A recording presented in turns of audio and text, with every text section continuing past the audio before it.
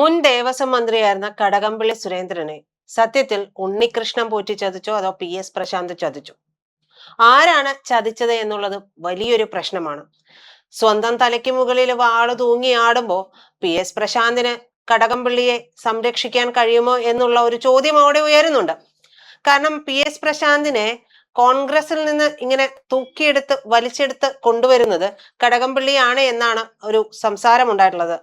അപ്പോ കഴിഞ്ഞ ദിവസം ആഭ്യന്തരമന്ത്രിയായിട്ടുള്ള രമേശ് ചെന്നിത്തലയെ കടകംപള്ളി സുരേന്ദ്രൻ സ്കൂട്ടറിൽ പോയി കണ്ട കാര്യം പ്രത്യേകം പറയണം. സ്കൂട്ടറിൽ പോയി കണ്ട കാര്യം വലിയ വാർത്തയായിരുന്നു. അപ്പൊ എല്ലാവർക്കും വലിയ ദണ്ണമായിരുന്നു. കാരണം ഹെൽമറ്റ് ഇല്ലാതെയാണ് കടകംപള്ളിയും കടകംപള്ളിയുടെ സുഹൃത്തായിരിക്കാം, സഹായിയായിരിക്കാം, പുറകിലിരുന്നയാളും പോയത്. ഇതിൽ പിഴയിട്ടില്ല MVD എന്നുള്ളതാണ് പ്രശ്നം.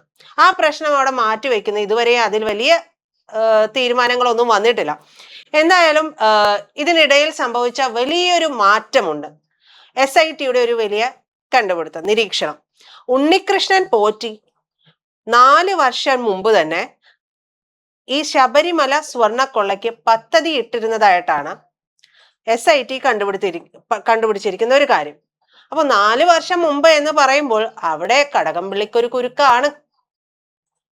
കടകംപള്ളിയുമായി ബന്ധപ്പെട്ടുകൊണ്ട് ഉണ്ണികൃഷ്ണൻ പോറ്റി ഒരു പരാതി കൊടുത്തിട്ടുണ്ടായിരുന്നു. അതായത് തന്നിലേക്ക് അന്വേഷണം എത്താതിരിക്കാൻ വേണ്ടിയിട്ട് ഉണ്ണികൃഷ്ണൻ പോറ്റിക്കെതിരെ ഭൂമി ഇടപാട് കേസ്, വ്യാജമായ ഒരു ഭൂമി ഇടപാട് കേസിൽ ഒരു സ്ത്രീയെ കൊണ്ട് പരാതി കൊടുപ്പിച്ചു എന്നുള്ളതായിരുന്നു ആ കേസ്. അപ്പൊ അങ്ങനെ ഉണ്ണികൃഷ്ണൻ പോറ്റി കടകംപള്ളി യുദ്ധം അവിടെ നിലനിൽക്കുന്നുണ്ട്. ഇതിനിടയിൽ പലപ്പോഴും പലരും എന്തിന് PS പ്രശാന്തും തന്ത്രിയും വരെ, ഈ പ്രധാനപ്പെട്ട തന്ത്രിയല്ല കുഞ്ഞു തന്ത്രിമാരും അല്ലാത്തവരുമായിട്ടൊക്കെ 2 or 3 തന്ത്രിമാരുടെ പേരാണ് ഇപ്പൊ പറഞ്ഞു കേൾക്കുന്നത്. പ്രധാനപ്പെട്ട രാജീവര്, കണ്ഠരര്, രാജീവര് ഉൾപ്പെടെയുള്ള തന്ത്രിമാർ, 3 തന്ത്രിമാരുടെ പേരുകൾ പറഞ്ഞു കേൾക്കുന്നു. അത് പ്രശ്നത്തിലായിരിക്കുന്നു. തന്ത്രിയുടെ പേര് പ്രതിപട്ടികയിലേക്ക് വന്നിരിക്കുന്നു. PS പ്രശാന്തിൻ്റെത് വന്നിരിക്കുന്നു. PS പ്രശാന്ത് പെട്ട വലിയൊരു കുരുക്ക് കൂടിയാണ്. PS പ്രശാന്തിന് ഒരു പക്ഷേ വലിയൊരു സമാധാനം ഉണ്ടായിട്ടുണ്ടാവും, അല്ലെങ്കിൽ വലിയൊരു ധൈര്യമായിട്ടുണ്ടായിരുന്നിരിക്കുക കടകംപള്ളി എന്നുള്ള ഒരു പേരാണ്. അതൊരു ലൂപ്പോളാണ് എന്നുള്ളത് PS പ്രശാന്ത് വിചാരിച്ചിരിക്കാനുള്ള സാധ്യതയുണ്ട്. അങ്ങനെ വരുമ്പോഴാണ്, നമുക്കറിയാമല്ലോ, PS പ്രശാന്തിനെ കൂടി പ്രതിപട്ടികയിലേക്ക് ചേർത്തപ്പോഴാണ്, അതിനുശേഷമാണ് കടകംപള്ളിയുടെ കുടുകുടു യാത്ര രമേശ് ചെന്നിത്തലയുടെ വീടിന്റെ മുറ്റത്ത് ചെന്ന് നിന്നത് എന്നുള്ളത്.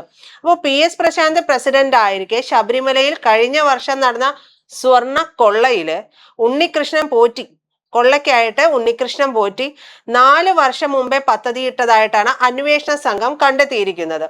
പോറ്റിയുടെ ആവശ്യവും തിരുവാഭരണ കമ്മീഷണറുടെ ശുപാർശയും ഒരുപോലെ തന്നെ അംഗീകരിച്ചതാണ് പ്രശാന്ത് പ്രസിഡന്റായ ദേവസ്വം ബോർഡിന് കുരുക്കായത്. ആലോചിച്ചു നോക്കണം.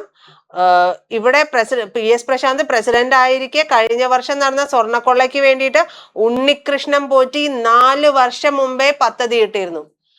അപ്പോൾ വളരെ കൃത്യമായി ആസൂത്രണം ചെയ്തുകൊണ്ടാണ് ഈ കഴിഞ്ഞു പോയ കാലഘട്ടങ്ങളിൽ അത്രയും ശബരിമലയിലെ സ്വർണവും കൊള്ളയും ഒക്കെ നടന്നിട്ടുള്ളത്.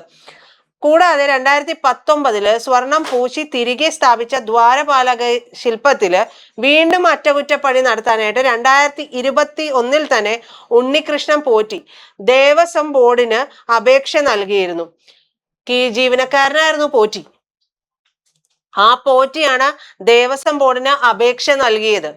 ഇതുമായി ബന്ധപ്പെട്ട അപേക്ഷ കൊടുക്കുകയോ പറയുകയോ ചെയ്യേണ്ട ആളുകളല്ല ഇതിന്റെ തലപ്പത്ത് പ്രവർത്തിച്ചിരിക്കുന്നത്. ഉണ്ണികൃഷ്ണൻ പോറ്റിയുടെ നിർദ്ദേശാനുസരണമാണ്. ഉണ്ണികൃഷ്ണൻ പോറ്റി അത്തരത്തിലൊരു അപേക്ഷ ബോർഡിന് മുമ്പാകെ സമർപ്പിക്കണമെന്നുണ്ടെങ്കിൽ സ്വാഭാവികമായും നമുക്ക് ചിന്തിക്കാം, തന്ത്രി, അതുമായി ബന്ധപ്പെട്ടിട്ട് പ്രധാനപ്പെട്ട മറ്റു ചില ആളുകൾ, ബോർഡിലെ ആളുകൾ, ഇവർക്കെല്ലാം ഈ പറയുന്ന പോറ്റിയുമായിട്ട് അത്ര അഭേദ്യമായിട്ടുള്ള ബന്ധം ഉണ്ടായിട്ടുണ്ടാകണം. അല്ലാതെ എങ്ങനെയാണ് പരികർമ്മിയായിരുന്ന പോറ്റിക്ക് ഇത്തരത്തിലുള്ള ഒരു അപേക്ഷ ദേവസ്വം ബോർഡിന് നൽകാൻ കഴിയുന്നതും ദേവസ്വം ബോർഡ് അത് അംഗീകരിക്കുകയും ചെയ്യുന്നത്? അതൊരു പ്രധാന ചോദ്യമായിട്ട് മാറുകയും ചെയ്യുന്നുണ്ട്. എന്തായാലും ഇതുകൊണ്ടാണ് 2019 കൊള്ളയുടെ തുടർച്ചയാണ് 2021 നടന്നത്, കഴിഞ്ഞ വർഷം നടന്നത് എന്നാണ് ഇപ്പോൾ SIT വിലയിരുത്തുന്നത്. ദ്വാരപാലക ചെമ്പിൽ പൊതിഞ്ഞ താങ്ങുപീഠം ഉൾപ്പെടെയുള്ള ഭാഗങ്ങൾ ദേവസ്വം ബോർഡിന്റെ ചെലവിൽ ചെന്നൈയിലെ സ്മാർട്ട് ക്രിയേഷൻസിൽ എത്തിച്ചാൽ സ്വന്തം ചെലവിൽ സ്വർണം പൂശി നൽകാമെന്ന് ഏൽക്കുകയും ചെയ്തിട്ടുണ്ടായിരുന്നു. ആര്? പോറ്റി പറഞ്ഞിട്ടുണ്ട്. അപ്പൊ പോറ്റി എന്ന് പറയുന്ന വലിയൊരു വമ്പൻ സ്രാവാണ് എന്നുള്ളത് ഇവിടെ തെളിയിക്കപ്പെടുകയും ചെയ്യുന്നുണ്ട്. പുറമേ ശ്രീകോവിലിന്റെ കതക്, കട്ടില, ലക്ഷ്മി രൂപം, കമാനം എന്നിവയുടെ കേടുപാടുകൾ തീർത്തു നൽകാമെന്ന് കൂടി പോറ്റി ഏറ്റിരുന്നു. ഇതിനായി തന്ത്രി നിർദ്ദേശിക്കുന്ന അനുജ്ഞ, ശുദ്ധി, മറ്റു പൂജാതി കർമ്മങ്ങൾ എന്നിവയും സ്വന്തം ചെലവിൽ നടത്താമെന്നാണ് പോറ്റി വാഗ്ദാനം ചെയ്തത്. തന്ത്രി ഇത് അംഗീകരിച്ച് ഓണം പൂജയുടെ അവസാന ദിവസമായ കഴിഞ്ഞ സെപ്റ്റംബർ 7-ന് ദേവന്റെ അനുജ്ഞ വാങ്ങി അഴിച്ചെടുക്കാമെന്നും കന്നിമാസ പൂജയ്ക്ക് നട തുറക്കുമ്പോൾ പുനഃസ്ഥാപിക്കണമെന്നും അറിയിച്ചതായിട്ട് തിരുവാഭരണ കമ്മീഷണറുടെ റിപ്പോർട്ടിലുണ്ട്. ഇതാണ് ഇപ്പോ തന്ത്രിക്കും ഈ കേസിൽ കുരുക്കായിട്ട് മാറുന്നത്. പോറ്റി കാര്യങ്ങൾ തീരുമാനിക്കുകയും പോറ്റി ഇത് തന്ത്രിയെ അറിയിക്കുകയും തന്ത്രി ദേവന്റെ അനുജ്ഞ വരെ വാങ്ങി പോറ്റിക്ക് കൊടുക്കുന്ന രീതിയിലേക്ക് ഇവിടുത്തെ കാര്യങ്ങൾ മാറി. അപ്പൊ ഇത് എത്രയോ വർഷമായിട്ട് അവിടുത്തെ ഈ തന്ത്രി കുടുംബത്തിന്റെ ആധിപത്യം എത്രത്തോളം ഉണ്ടെന്ന് നമുക്കറിയാം. അപ്പോൾ ഇതെല്ലാം എത്രയോ നാളുകളായിട്ട് അവിടെ നടന്നുകൊണ്ടിരുന്നിട്ടുള്ള കാര്യങ്ങളായിരിക്കണം. കൂടാതെ ഈ പോറ്റി എന്ന് പറയുന്ന ആള് മറ്റാരുടെയെങ്കിലും ബിനാമിയായിട്ട് അവിടെ വന്നതാണോ? പോറ്റിക്ക് മറ്റാരൊക്കെയായിട്ട് ബിസിനസ് ഉണ്ട്? ഇനി ഇത്തരത്തിലുള്ള കാര്യങ്ങളെല്ലാം ഇവിടെ കടന്നിട്ടുണ്ട്, അതായത് വിദേശത്തേക്ക് കടത്തി എന്ന് പറയുന്ന ആരോപണങ്ങൾ ശരിയാണോ? പോറ്റിക്ക് സോണിയയെ കാണാനുള്ള ബന്ധം എവിടെ നിന്ന് വരുന്നു? പോറ്റിക്ക് മറ്റു രാഷ്ട്രീയ നേതാക്കളുമായിട്ടുള്ള ബന്ധം എവിടെ നിന്ന് വരുന്നു? പോറ്റി ഇത്രയും വലിയ തുകകളൊക്കെ ചെലവഴിച്ച് ഇത്തരം കാര്യങ്ങളൊക്കെ ചെയ്തു തരാമെന്ന് പറയണമെന്നുണ്ടെങ്കിൽ സ്വാഭാവികമായിട്ടും അതിലേറെ ലാഭം പോറ്റിക്ക് ഈ കാര്യത്തിൽ ഉണ്ടായിട്ടുണ്ടാകണം. അത് ചിന്തിക്കാൻ പോലും മൂളയില്ലാത്ത രീതിയിൽ ദേവസ്വം ബോർഡും പ്രസിഡന്റും ദേവസ്വം ബോർഡ് അംഗങ്ങളും തന്ത്രിയും ഒക്കെ അല്ലെങ്കിൽ ദേവസ്വം മന്ത്രിയും ഒക്കെ മാറി എന്ന് പറഞ്ഞാൽ അരിയാഹാരം കഴിക്കുന്ന ആർക്കും വിശ്വസിക്കാനായിട്ട് കഴിയില്ല.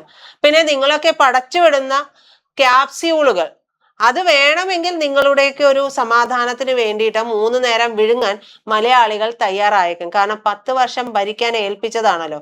അപ്പൊ ഇത്രയെങ്കിലുമൊക്കെ തിരിച്ചു ചെയ്യുമ്പോൾ ഇതിൽ എന്തെങ്കിലുമൊക്കെ മലയാളിയും ചെയ്യണമല്ലോ. അപ്പൊ ഇത്തരത്തിലുള്ള കാര്യങ്ങളുമായി ബന്ധപ്പെട്ടിട്ട് തന്ത്രി PS പ്രശാന്ത്, പോറ്റിയും അവിടെ കടകംപള്ളിക്ക് വലിയ കുരുക്കായിട്ട് നിൽക്കുകയാണ്.